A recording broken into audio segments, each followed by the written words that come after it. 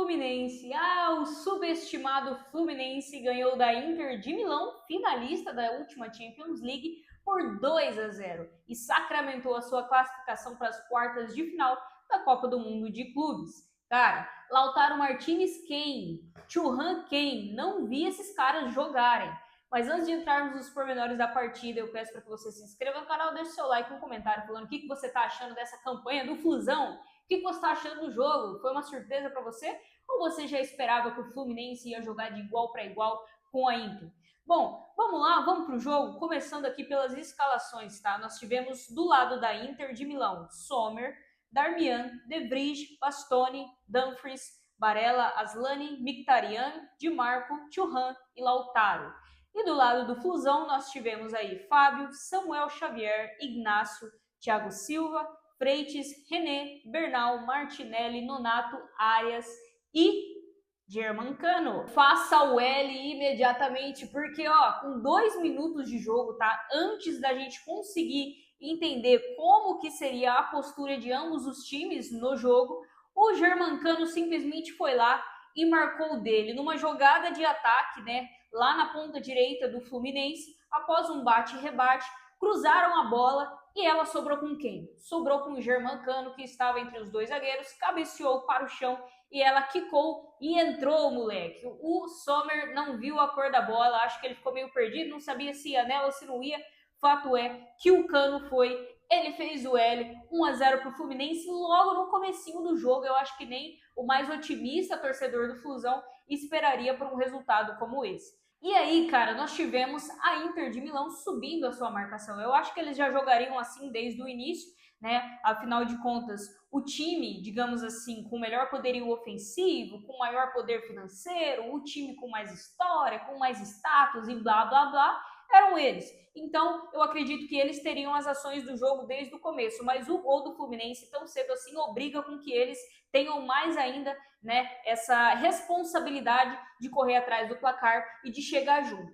E aí a primeira chegada da Inter foi numa tabelinha pela ponta esquerda de ataque da Inter de Milão, que parou no Fábio. E foi só isso no primeiro tempo, tá? Já vou te dar aqui esse spoiler. A Inter de Milão, a partir do momento, né, que toma o gol do Fluminense, passa o primeiro tempo inteiro com bastante posse de bola, principalmente ali no meio. O Fluminense se defendia muito bem, mas ele não tinha a capacidade de segurar a bola, de trabalhar a bola ali na defesa, de trabalhar a bola no meio campo, de ter calma. Então o Fluminense se defendia muito bem da Inter, mas logo devolvia a bola para os caras. Então eles tinham total liberdade de construção.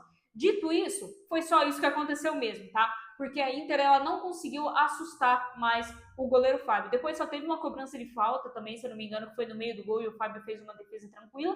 E de resto, amigo, foi só isso. A Inter tinha posse de bola, ela tentava até produzir chances de gol, mas não era efetiva, não conseguia assustar e fazer o Fábio sujar o uniforme.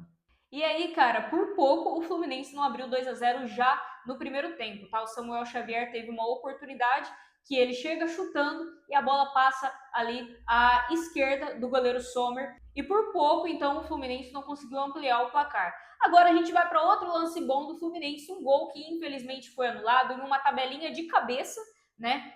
Ali dentro da área da Inter de Milão. O Fluminense conseguiu chegar ao gol com o jogador, deixa eu ver aqui, Ignacio, ele conseguiu marcar um gol, mas infelizmente ele estava impedido, gol anulado, e aí então permaneceu 1-0 no placar para o Fluminense. E vocês podem reparar o seguinte, tá? Quem marcou o gol primeiro? Fluminense. Aí depois, quem tinha a posse de bola? Inter de Milão. Quem assustava? Ainda o Fluminense. Porque o Fluminense, quando chegava em bolas paradas, conseguia assustar muito mais do que a Inter de Milão com posse de bola o jogo inteiro. E aí, nós tivemos aquela confusãozinha nos acréscimos, né? O Mkhitaryan foi bater um lateral e ele tentou fazer ali uma cobrança rápida para pegar a equipe do Fluminense desprevenida.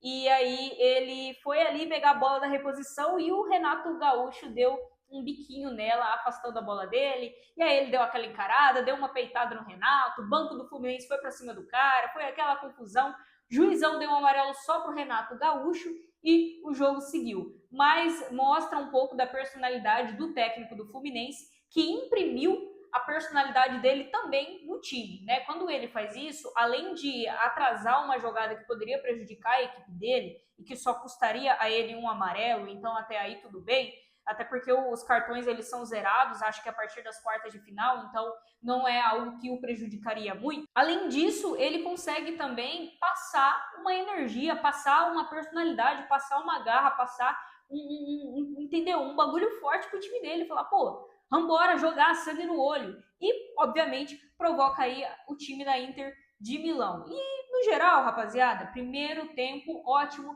do Flusão, tá? Foi ofensivo quando teve que ser, quando teve as suas oportunidades, converteu uma delas, fazendo aí 1-0. Na defesa, não sofreu muito, tanto é que o Fábio só precisou fazer aí 2 defesas. No geral, era uma Inter de Milão que tinha bastante posse de bola, mas que não conseguia converter essa posse de bola em chances claras de gol. E agora vamos falar de segundo tempo. No segundo tempo, a Inter de Milão fez logo algumas alterações, logo ali no comecinho, claramente demonstrando que queria renovar o gás para vir com tudo para cima do Flusão. E aí nós tivemos um lance onde o Arias chuta de fora da área e ele obriga o Sommer a fazer uma bela defesa. Então, falando de jogo corrido, tirando o lance do gol, depois o Flamengo tinha chegado mais em bolas aéreas. Nesse segundo tempo, essa foi aí então a primeira oportunidade que o Fluminense chegou com bola rolando, obrigando o Sommer a fazer aí uma bela defesa. E depois, aos 35 minutos do segundo tempo, nós tivemos aí uma sequência de jogadas absurda. O Fábio fez uma defesa incrível dentro dali da sua pequena área e depois, na sequência da jogada, quando a bola volta para a Inter de Milão, o Lautaro Martinez dá um belo chute que beija a trave, passa, se eu não me engano, por trás do Fábio e sai ali em direção à lateral. Então, assim, puta de um jogaço, tá? Teve gol pro Fluminense logo cedinho, depois chance de ampliar, depois a Inter tentava chegar, não tinha grande sucesso, aí no segundo tempo o Lautaro mete uma bola na trave, o Fábio fazendo grandes defesas também. E, cara, o que deixava a desejar do Fluminense nessa etapa aqui da partida é que ele estava tendo aí oportunidades de matar o jogo. Afinal de contas, a Inter estava vindo com tudo para cima e estava dando contra-ataques, estava dando espaço. Só que os jogadores do Fluminense, já muito cansados, não conseguiam puxar um contra-ataque em alta velocidade para tentar matar o jogo. Até que isso aconteceu.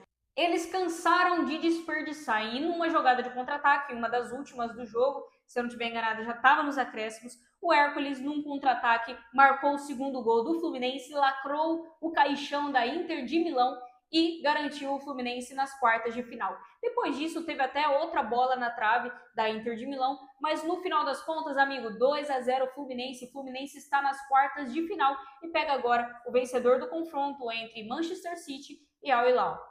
Ufa, cara, eu comemorei um gol do Fluminense porque, para mim, o Fluminense representa o Brasil nessa Copa do Mundo de Clubes. Ah, Clay, e o Palmeiras? Não preciso falar nada, né? O bagulho aqui comigo é o Santos, então eu não preciso falar nada sobre o Palmeiras, né?